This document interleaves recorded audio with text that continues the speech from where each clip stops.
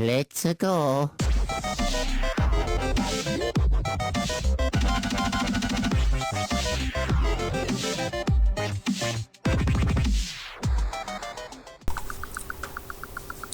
Hey, what's going on, guys? It's me, the Ninja Reviewer here, and welcome to another exciting episode of Fairy Tale. Hold on a sec.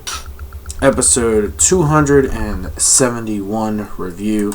Now, sorry this episode was just kind of a little late overdue, but I'm like, yeah, sorry about that.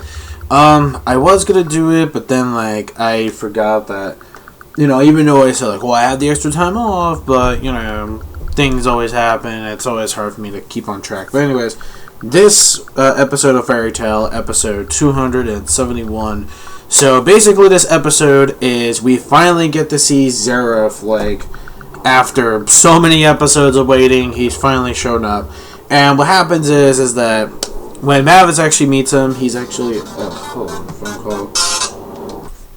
Anyways, we find out that that ZEREF actually teaches them. Well, before I get to that, pretty much it's the most awkward time that Mavis actually met him, because he was actually bathing in the river, him naked with no clothes, and Mavis is pretty much oh, I'm so sorry. And it's well, ZEREF, it's it's my fault anyway, because I usually be at this forest alone. And then we see we already knew about ZEREF's magic anyway, but he actually reveals to Mavis, and Mavis actually feels really bad for ZEREF for the kind of magic he has. It's everything he touches around him, that's all living things, die around him. But it was very sweet of Mavis to create an illusion magic, where she basically creates all these forest animals.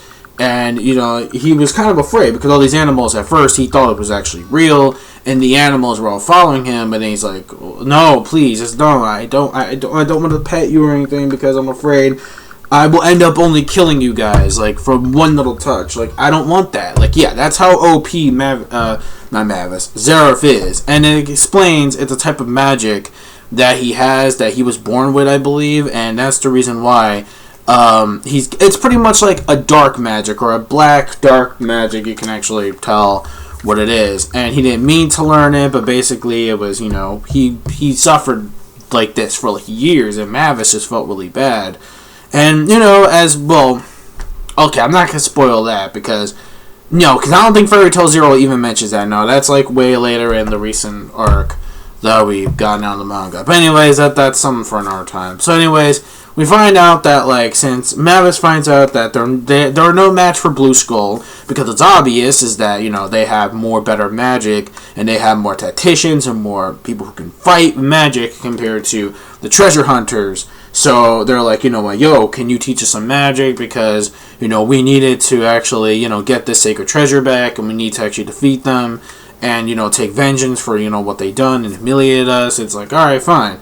So ZEREF, even though he didn't really want to do it, but, he doesn't mind helping someone like Mavis, because, hey, you never know, he might start to somewhat maybe like her. I'm just saying, even though, I don't know how old really ZEREF is. I'm not going to get into this whole pedophilia thing, but then again, I think he's just a little bit older than her. They kind of look similar to age, but I think ZEREF is just a bit more older. I'm just saying.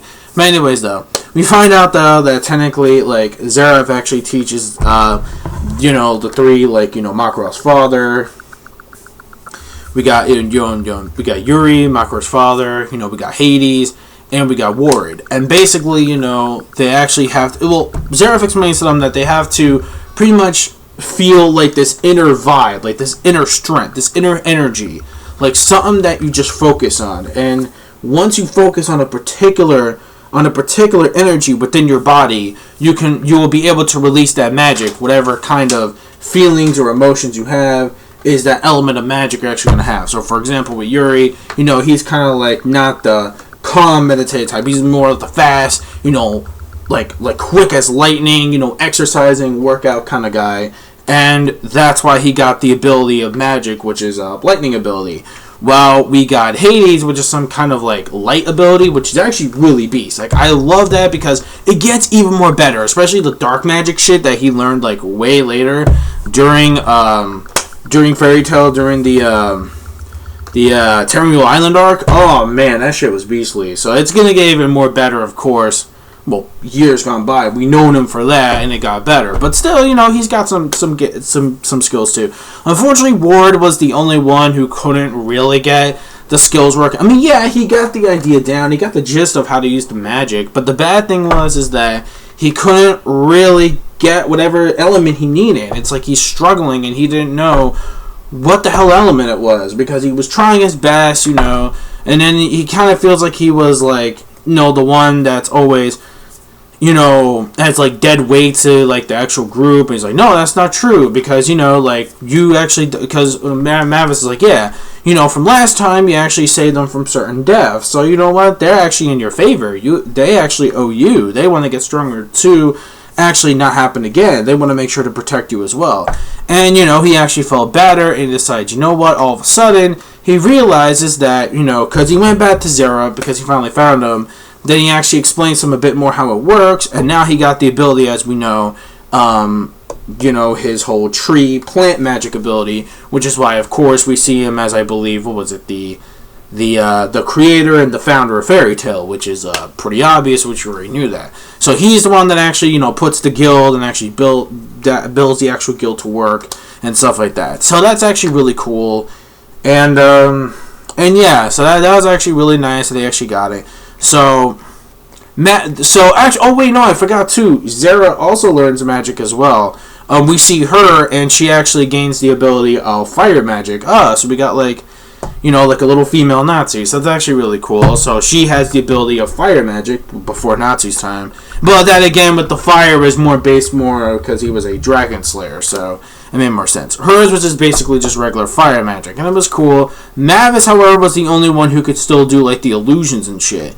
Like, she couldn't really master like certain spells that actually work against enemies without just like the usual, just tricking them into illusions as like as a strategy to trick the enemy, and then going for the all-out attack. So it's not So she wants to learn something that can actually be more effective to help them completely as like a trump card, like, you feel me? So that's basically what Mavis really wants to do. She's the only one left that really wants to do that. Other than that, they're pretty much prepped and ready to go against Blue Skull to pretty much overthrow them and actually get back the treasure of Timberview. And that's pretty much the whole episode right there. Overall, I really like the whole training montage that we got, because not only that, it really does show like how strong of a bond that these three treasure hunters, actually show. I love the bond between the three, and it does get to show you, when it comes powerful guild, there's powerful allies and friends to actually help you out and back you up. And the way it was set up in this episode, I thought was really well done. And I'm really glad that they all got their magic abilities. Like, now I can actually see, them whooping some ass, like the way they are with their magic, not like before, but they're just like some ridiculous crusty treasure hunters. Like, no offense to Hades, but everybody else felt a little bit too crusty for my taste. But luckily, finally, they got better, they got stronger, they can take people like Blue Skull. Like, these, like, the leader doesn't look too much like a scrub, but it's more like the ones with the brooms, like I mentioned, with the robes, the Harry Potter looking motherfuckers. Those guys, I think they can be taken down with the magic they got now, like, easily. I think they could just take them down. It's pretty obvious. They don't really look like as strong, but the Master, though, ain't no joke, though. He does look like a lot more stronger. But regardless, though, that's pretty much it for the episode. Overall, I really enjoyed this episode a lot. It really does get to show you how more of these inner magic works, and for someone who's a non-magic user, there's actual way to tap into that type of energy. So I guess you could say it's kind of like a Dragon Ball Z syndrome kind of way to do it. But regardless, though, it was pretty cool. I enjoy the training montage. I really like how they grown as characters, and the animation, especially for each of their spells, is actually really cool.